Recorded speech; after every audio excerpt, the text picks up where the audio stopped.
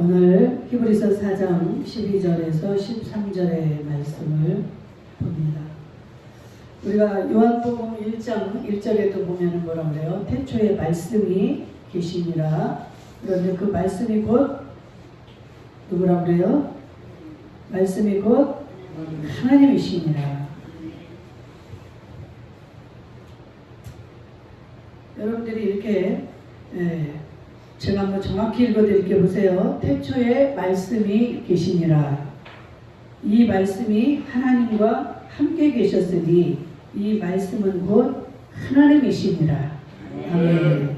이 성경 이 말씀이 곧 하나님이라는 거예요.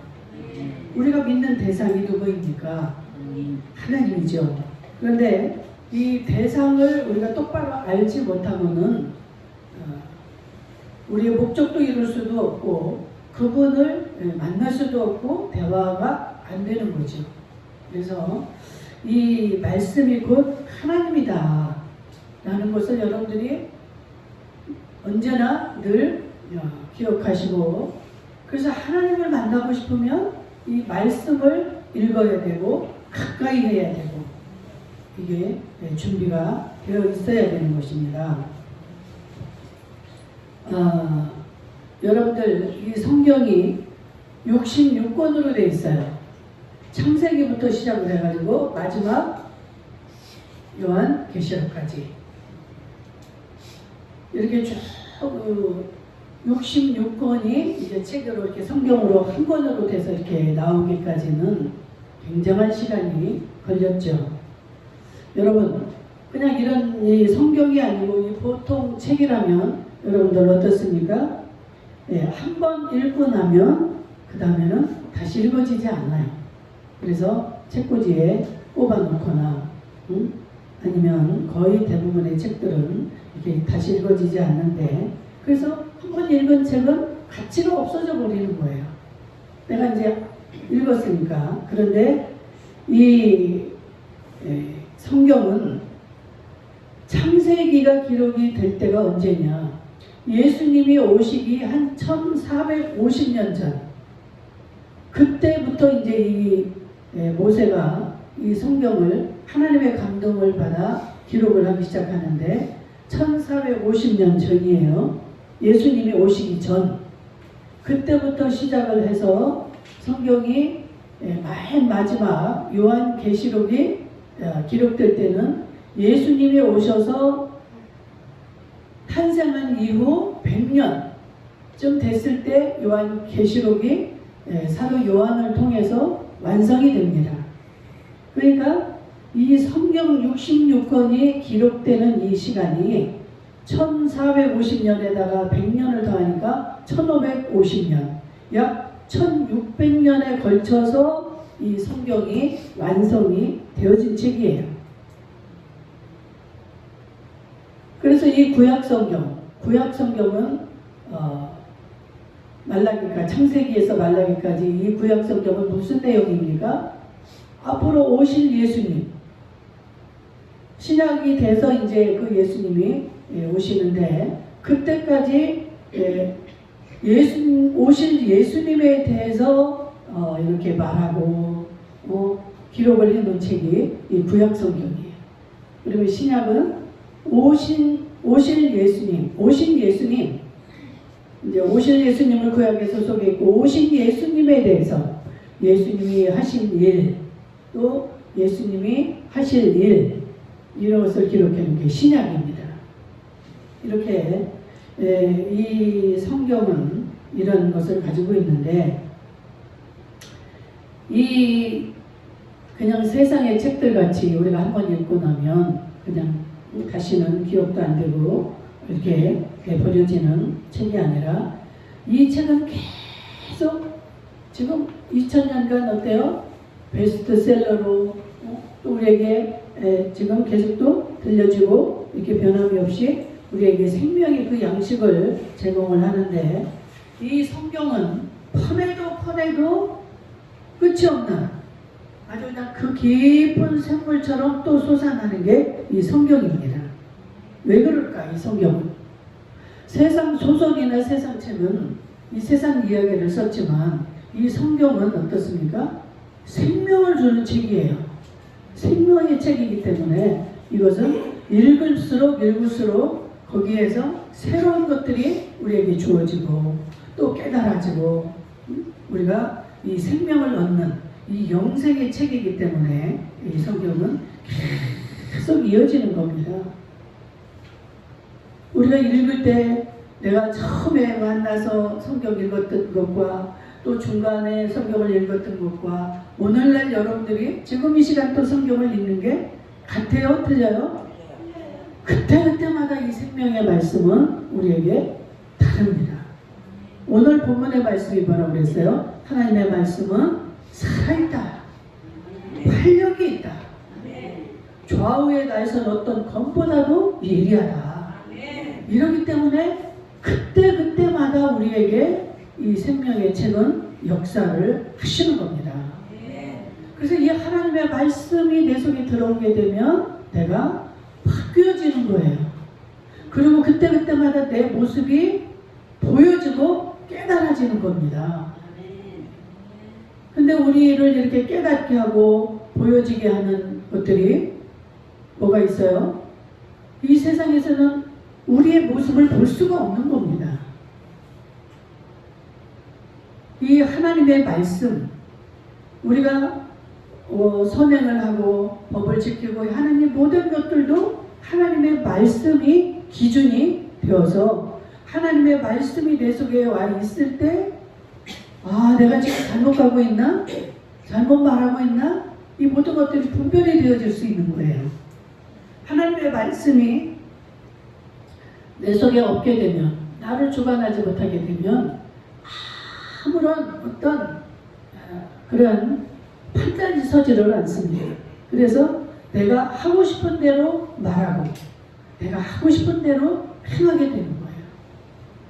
참 이 성경은 무엇을 말합니까? 예수님의 생애에 대해서도 말씀하시고 우리가 구원을 받는 이 구원의 방법을 기록해 놓고 있습니다. 그래서 우리 사람이 예수님을 알 수 있는 이 방편이 되고 또 우리가 어떻게 예수님을 만날 수 있는가, 알 수 있는가, 어떻게 우리가 구원을 받을 수 있는가에 대해 기록한 책이 성경인 줄로 믿습니다. 그래서 이 믿음의 사람들은 계속 이 성경을 읽게 되는 것이죠. 우리가 어떤 그 지갑을 열어가는 데 있어서도 여러 가지 이제 책들을 통해서 많이 열리기도 하지만 이 예수님의 이 말씀 성경을 통해서 여러분들이 그것을 얻을 수 있게 되는 줄 믿습니다. 이 성경은 이 모든 것을 다 통달하신 이 하나님의 말씀이기 때문에 이 성경이 어떤 책인지를 여러분이 안다면 이 하나님의 말씀을 알고 읽고 듣는 일에 최선을 다하게 될 줄로 믿습니다. 그래서 첫 번째 이 성경은 죽은 말씀이 아니고 지금 12절의 말씀이 뭐라고 해요? 살아있다. 살아있는 말씀인 줄로 믿습니다.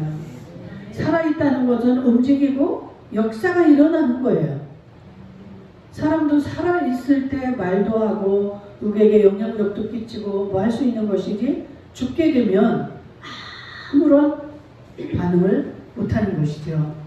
살아있는 말씀, 이게 어떤 의미일까? 그러면 우리 사람들에게 이 하나님의 말씀은 영향력을 끼치는 거예요. 그래서 성경을 대하고 성경을 알고 성경을 읽는 자들의 삶을 변화시킵니다.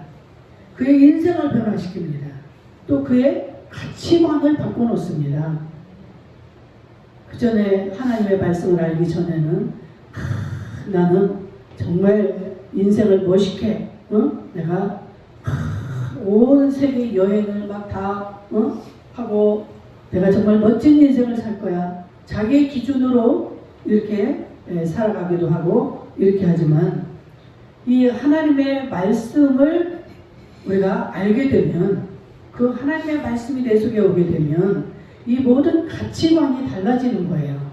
나는 세상의 가치관을 두고 그 세상에서 만족을 얻으려고 하고 거기서 뭔가를 찾으려고 했던 이 가치관이 달라지게 됩니다.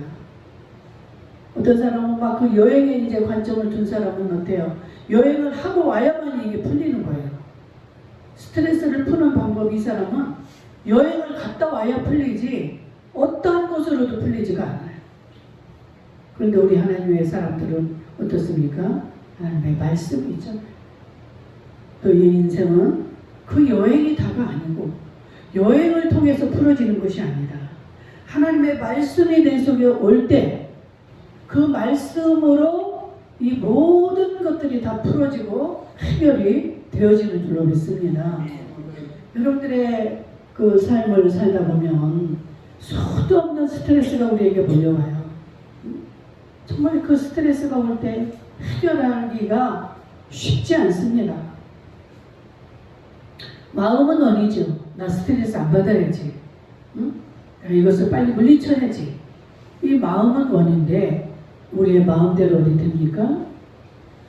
생각하면 할수록 이 마음속에 더 요동이 치고 이 안정이 안 되고 그래서 막 이 생각 저 생각하다 뒤범벅이가 되고 모든 것들이 자포자기가 되어지고 절대로 우리가 해결할 수가 없어요. 그래서 막 우리의 자율신경이 막 이상이 생기고 그래서 정신 이상이 생기고 절대로 우리의 힘으로 이게 조절이 되지를 않습니다. 여러분들 해결책은 뭐예요? 하나님의 말씀입니다. 하나님의 말씀이에요. 저도 얼마 전에 굉장히 그런 스트레스가 저에게 찾아왔어요. 그래서 그것을 해결을 하려고 하니까 애를 쓰면 쓸수록 더 엉망진창이 되는 거예요. 그래가지고 이게 내가 조절이 안 돼. 그래서 이러다가 정신병이 생기겠구나. 정신병자들이 이해가 되어지는 거예요. 막 그냥 자기 그것을 조절을 못 해가지고 횡설수설하는 사람들, 이런 사람도 우리 주변에 있잖아요. 그런 사람도 우리가 아파보지 않고 겪어보지 않으면 이해가 안 돼. 왜 저럴까? 이럴 때는 이렇게 해야 되는데 왜 이걸 못할까? 그래서 책망을 해보기도 하고 해보지만 그게 되지 않습니다. 그런데 내가 당해보니까 이야, 정말 이럴 수가 있구나. 이러다가 내가 정말 큰일 나겠다. 그 순간에 하나님의 말씀이 생각이 났어요. 오직 예수 하나님밖에 없는데 하나님이 내 속에 오시면 내가 이게 해결이 되는데 하나님 어떻게 할까요? 하나님 나 이거 도저히 조절이 안 됩니다. 하나님은 나의 머리털까지도 다 세고 계신다고 하시는 하나님, 내 지금 이 마음, 내 이 상황을 주님은 아시죠. 주님만이 아십니다. 내 자녀도 내 주변에 아무리 나를 사랑하는 자도 나를 어떻게 해결해 줄 수가 없고 어디가 아프면 의사를 통해서 치료를 받고 하지만 이 마음은 내가 하지 않으면 이게 해결이 되지 않아요. 그래서 내가 해결할 수 있는 방법은 오직 나를 아시는, 나를 만드신 예수 그리스도 하나님밖에 없사오니 하나님 나를 불쌍히 여겨 주시옵소서. 하나님 앞에 맡기고 내 것을 비우기 시작을 했어요. 하나님 나에게 말씀을 주세요. 하나님 뜻이 확실하게 내게 주어진다면 나는 순교도 할 수 있습니다. 나를 순교하는 것이 하나님의 뜻이라면 나는 순교할 수 있습니다. 내가 순교하는 것이 하나님 뜻인지 아닌지 확실히를 모르기 때문에 나는 망설이고 못하는 것이지 하나님의 뜻이라는 걸 확신만 주시면 나는 할 수 있습니다. 그리고 나니까 마음이 너무 평안해져요. 그래서 하나님의 말씀을 기다리고 있습니다. 제가 하나님 주세요. 하나님 말씀 주세요. 하나님 말씀을 기다리고 있는데 데살로니가전서 5장 16절부터 18절까지 말씀이 떠오르는 거예요. 항상 기뻐하라. 쉬지 말고 기도하라. 범사에 감사하라. 이는 그리스도 예수 안에서 너희를 향하신 하나님의 뜻이니라. 아멘. 제가 지금 조금 전에 뭘 구했습니까? 하나님의 뜻을 구했잖아요. 나는 하나님의 뜻대로만 살겠습니다. 내가 지금 이 상황에서 어떻게 하는 것이 하나님의 뜻인지를 가르쳐만 주시면 내가 그대로 하겠습니다라고 마음을 비우고 나니까 정확하게 하나님의 말씀이 오는 거예요. 아, 나는 내가 이렇게 하는 것이 하나님의 뜻인 줄 알고 그냥 그것만을 구하면서 그 응답이 오기를 기다렸지만 하나님의 뜻은 이거였구나. 뭐라고 했어요? 항상 기뻐하라. 왜 기뻐하라고 하실까요? 네 마음대로 네가 아무리 애를 쓰고 골치를 아프고 네가 애를 써도 네가 할 수 없는 거야. 그냥 기뻐해. 이거 아니겠어요? 그리고 기도해. 네가 고민하고 염려하고 근심하는 대신에 너는 기도해라.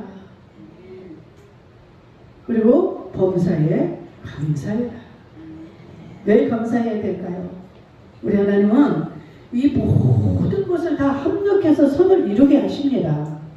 내가 그렇게 스트레스 받게 된 것도, 또 누가 나에게 그런 애매한 소리를 하는 것도, 이 모든 것들도 다 결국에 지나고 보면 다 합력해서 선을 이루게 지금 하나님이 하시는 거기 때문에 그냥 감사하라는 거예요. 아멘. 내가 그 스트레스를 받았기 때문에 기도하게 됐잖아요. 하나님의 말씀을 찾게 됐잖아요. 그렇지 않고 그냥 모든 것이 다 원만하고 형통하고 이러면 어떻게 되겠어요? 내가 교만해질 수 있는 그런 소지가 타고나고 그 하나님 뜻과 멀리 살아갈 수도 있게 되는 것입니다. 하나님의 뜻은 그게 아니고 너 요만큼 가다가 여기서 멈춰야 돼. 이런데도 나는 지금 내가 잘하는 것 같으니까 계속 그 길을 가고 나가는 거예요.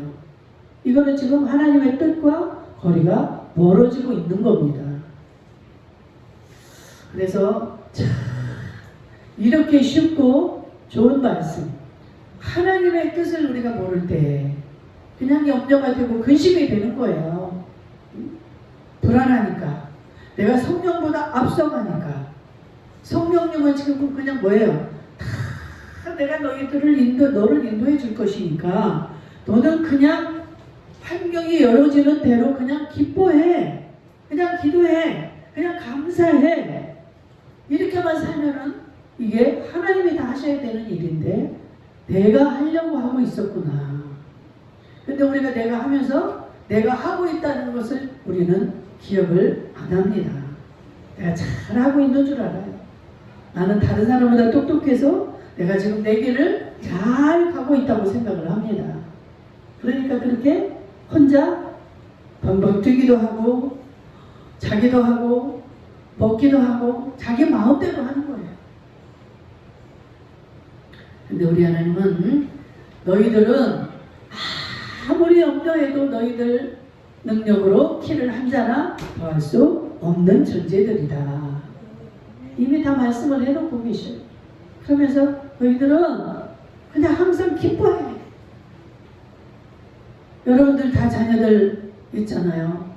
자녀들이 지가 문제를 막 저에게 속해 있는 문제를 해결하려고 근심을 하고 머리를 태우고 하루 종일 걱정을 하고 염려를 하고 있을 때 그 부모가 볼 때 어떻습니까? 그게 엄마가 해줘야 되는 거고 아빠가 해줘야 되는 건데 너는 그저 그냥 기도해. 엄마 이거 주세요 말하고 그냥 기뻐해. 그리고 그냥 감사해. 그 주어진 거를.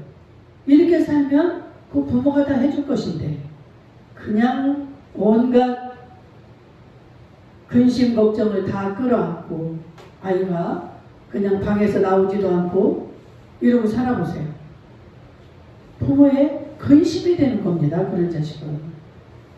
말을 해야죠. 부모에게. 나 이러이러한 고민이 있는데 엄마 나 이거 어떻게 해결할까요? 나 좀 도와주세요. 그래서 엄마한테 다 맡기고 그냥 평안하라 이 말이에요. 그래? 그러면 이 부모는 많은 살아온 경력도 있고 그런 능력도 있고 다 알기 때문에 알아서 해주는 거예요. 그 아이에게 그것을 지금 그 아이가 원한다고 해서 줘서는 안 될 것은 안 주는 것이고, 줘야 된다면 그때 주는 것이고, 그렇기 때문에 그냥 할 수 없는 것을 하려고 하는 게 얼마나 어리석은 자입니까? 안 되는 거예요. 아무리 염려하고 근심하고 해도 안 되는 거예요. 안 될 수밖에 없는 거죠.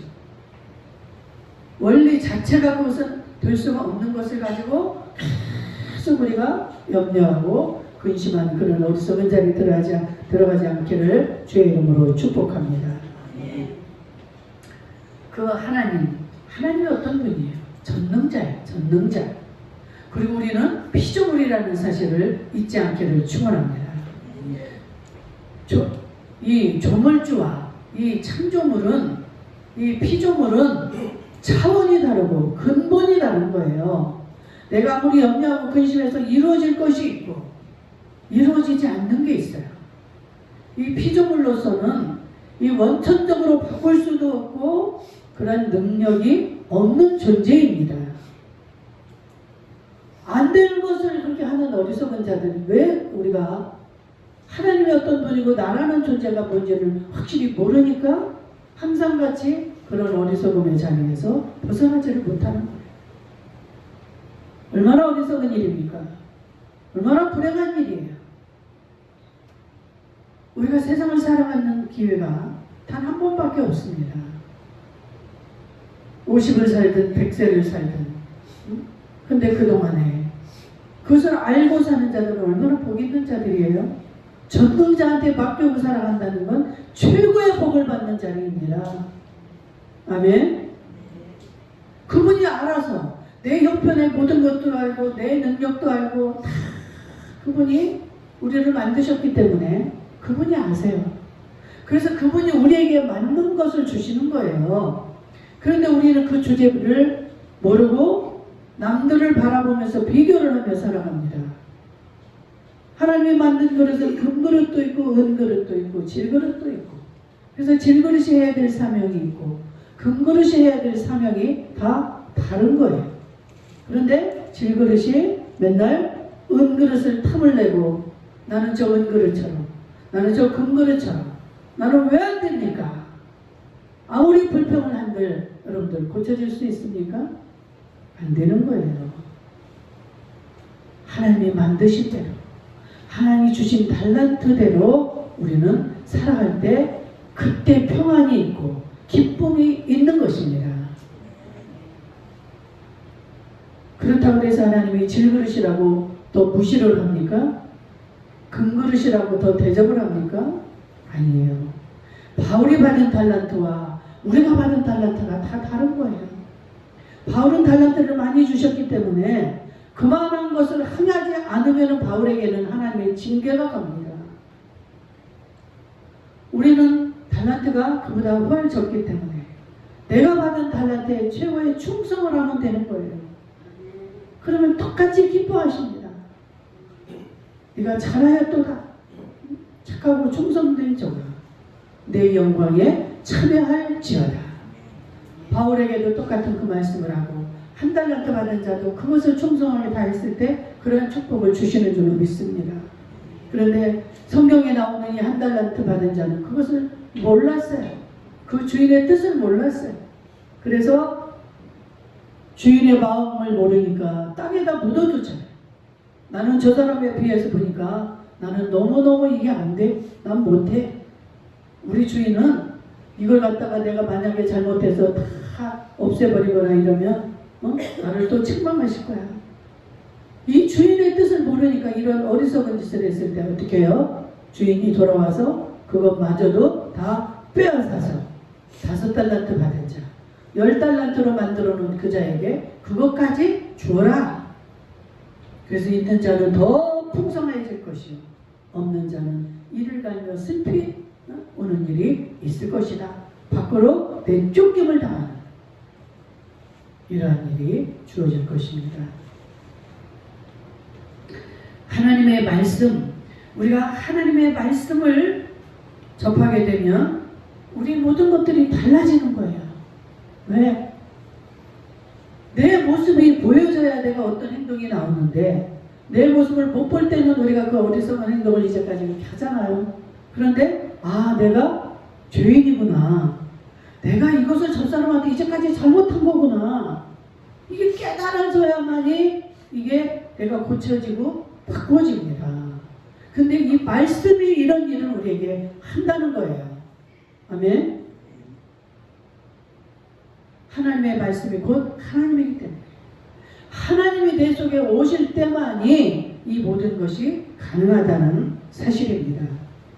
이 성경이 이렇게 1600년 동안에 걸쳐서 기록이 되었죠. 그 기록을 한 자는 한 40명 정도 됩니다. 기록자들이.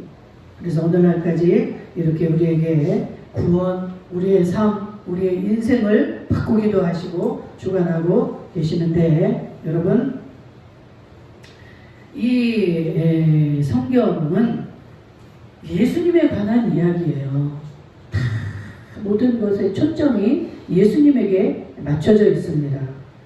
이 예수님이 이 우주를 만드실 때 이 사람을 만들었는데 이 사람이 이 교만으로 인해서 마귀에게 넘어간 거 아닙니까? 그래서 정말 그 하나님의 마음이 너무 아프기 때문에 이 아기 예수로 약 2000년 전에 이 땅에 오시는 거예요. 그래서 우리의 죄를 다 담당하시고 33년 생애를 마치시고 십자가에서 우리의 죄를 사해 주시고 돌아가신 거예요. 근데 그분이 그걸로 끝났다 하면은 우리가 뭐 예수를 그렇게 믿을 필요가 없겠죠. 그냥 감사로 끝나면 되겠죠. 그러나 그 예수님이 어떤 분입니까? 3일 만에 다시 부활하셔서 지금 하나님 우편에서 우리를 위해서 기도하고 계시고 성령으로 우리의 마음속에 지금 와서 계시는 거예요. 그래서 그분이 이제 어느 때가 되면 다시 이 땅에 우리를 데리러 오시는데, 그분이 그 오시는 게 재림이에요. 재림. 그분이 오시기 전에는 많은 환란이 있을 거라고 그랬습니다. 그 환란을 우리는 우리의 힘으로는 도무지 감당할 수가 없는 것이죠. 그래서 예수님을 잘 믿고 예수님을 구세주로 인정하는 그러한 자들에게는 예수님이 우리에게 나팔소리와 함께 구름 타고 오셔서 그때 그 환란의 시대에 그 깨어있는 자들을 데리고 올라가십니다. 그게 들림이에요. 들림. 마태복음 24장 맷돌질을 두 여인이 하고 있을 때 한 여인은 데려감을 당하고 한 여인은 버려둠을 당하는 이러한 일들이 예수님이 재림 직전에 일어난다는 사실이에요. 아멘. 그때 우리는 다 들림을 받아야 될 줄로 믿습니다. 그때 남겨지면 그 환란을 견뎌낼 수가 없습니다. 여러분, 지금 그 여러분들에게 주어지는 이런 많은 일들을 보면서 그것을 깨달으시기를 축복합니다. 여러분들 코로나 사건 하나만 봐서도 여러분들 얼마나 그 미리 지금 짐작할 수가 있잖아요. 이렇게 예수를 편하게 믿던 우리가 이 예배도 제대로 못 드리는 그런 상황이 벌어지지 않았습니까? 지금 하나님이 그 사건을 지나고 지금 또 우리에게 풀어주셔서 우리가 지금 예배를 이렇게 편안하게 드릴 수가 있어요. 그런데 이게 어느 때까지 또 유지가 되는지, 지금 세계에는 이렇게 예배를 마음대로 못 드리는 나라들도 많이 있습니다. 이런 것을 보면서 우리는 정신을 차리고 깨어나야 될 줄로 믿습니다. 언제 어느 때 그 사건이 벌어질지. 얼마나 우리가 무력합니까? 내 마음대로 예수를 믿으면 되지 왜 예수를 못 믿게 하는 거야? 우리의 마음은 이렇지만 우리는 세상에 살고 있기 때문에 세상의 통치를 받게 돼 있어요. 우리의 마음속에 있는 이 영은 하나님의 통치를 받지만 이 세상에 속한 우리의 육은 이 세상의 통치를 받을 수밖에 없습니다. 그래서 세상의 통치자들을 통해서 우리에게 이런 환난과 이런 고난이 주어지는 거예요. 그래서 우리가 할 수 있을 때, 우리가 이제 마음껏 찬양하고 마음껏 성경 읽고 할 수 있을 때 마음껏 해놔야 되는 겁니다. 언제 어느 때 우리가 앞으로 세상의 종말이 오지만 개인적으로도 우리 개인의 종말이 있어요. 우리가 아프고 싶은 사람 없잖아요. 응? 사고 나고 싶은 사람 없잖아요. 어느 날 사고가 불현듯이 도적과 같이 우리에게 주어집니다. 이럴 때 우리가 무슨 힘이 있어요? 이 힘이 없는 존재임을 깨달으시길 주의 이름으로 축원합니다. 내 마음대로 되어지는 게 아니에요. 오늘 이 환경 예배드릴 수 있도록 우리에게 부어주신 이 은혜, 하나님의 은혜입니다. 하나님의 은혜가 아니었으면 저와 여러분 어떻게 이 자리에 나옵니까? 오고 싶어도 못 온 사람들 많잖아요.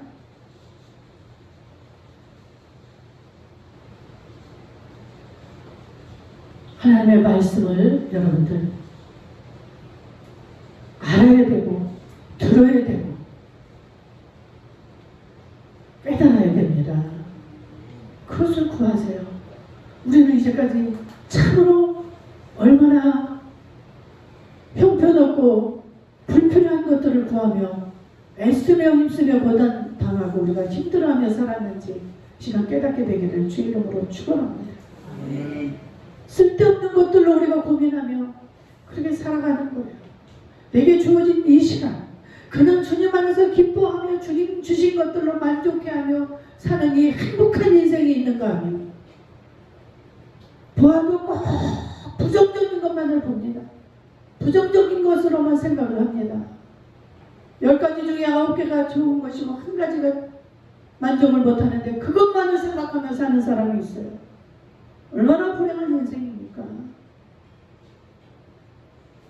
9개가 다 안 좋고 하나가 좋은데도 그거 하나만을 바라보면서 너무너무 좋아하고 기뻐하는 그 자가 바로 행복한 자예요. 아프리카 사람들 얼마나 우리에 비하면 모든 것이 다 열악합니까? 그래도 그들의 행복지수가 어때요? 우리보다 훨씬 높습니다. 그냥 평생을 고기만 잡아먹는 게 그 사람들에게는요, 그게 최고 행복이라는 거예요. 그래가지고 그것을 자식들에게 물려주고 가르쳐주고 고기 잡는 방법을 가르쳐주고 자식 대대로 이렇게 해서 그들이 뭔가 좀 행복을 누리며 살아요.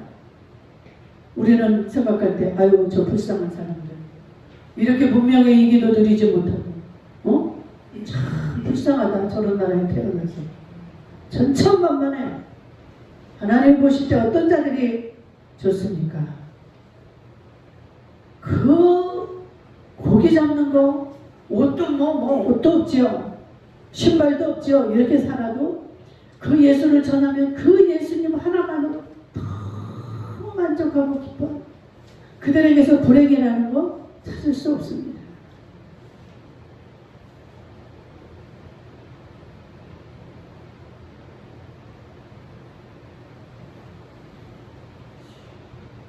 누가복음 5장에 그 베드로를 찾아가신 그 예수님의 이야기가 나오죠. 정말 베드로의 생각으로는 도저히 고기를 지금 잡으러 갈 수도 없고 거기 가면 잡힐 수도 없는 그러한 자리로 예수님이 뭐라고 명령을 합니까? 너 저 깊은 데로 가서 그물을 내려라 했을 때 베드로의 행동,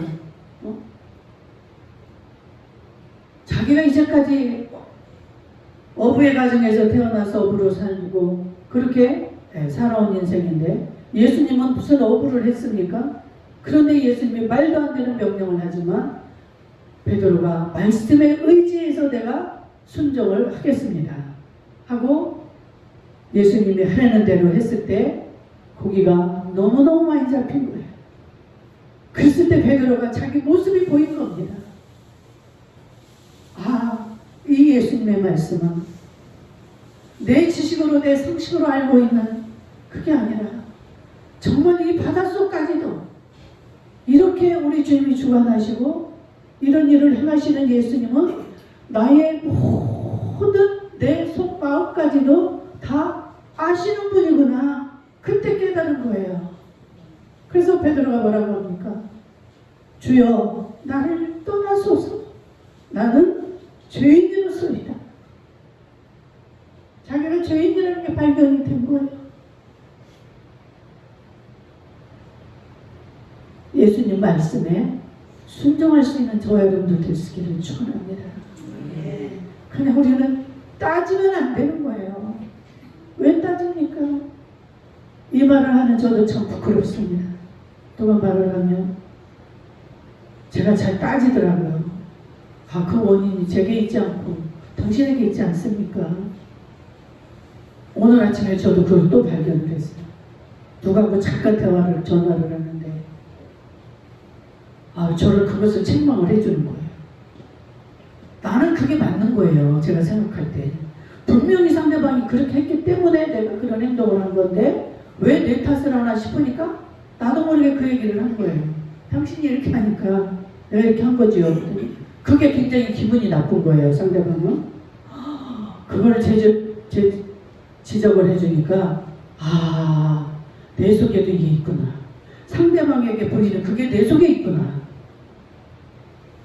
그래서 얼마나 회개하고 제가 하나님 앞에 너무 부끄러운 심령으로 이 자리에 서서 지금도 제가 이렇게 목이 메는 거 제 모습을 발견했기 때문에 발견한 자들은 목소리가 크지 않아요. 남을 책망하지 않습니다.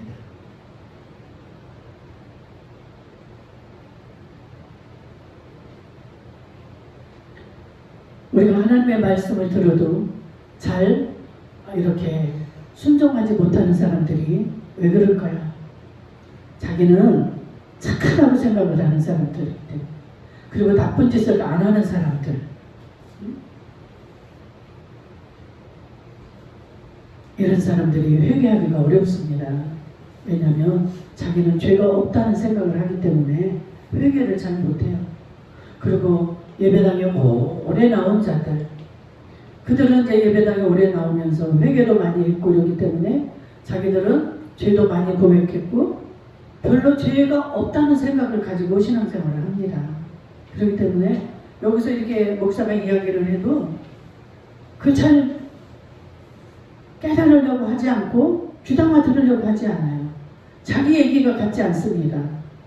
그냥 죄가 많고 얼마 믿지 않은 사람들, 그 사람들이 오히려 하나님의 말씀에 귀를 기울이고 나는 죄인입니다. 얼마 전에도 이런 죄를 지었습니다. 하고 그런 눈물을 흘리는 자들이 회개를 합니다. 그래서 모태신앙들이 참 힘들어요.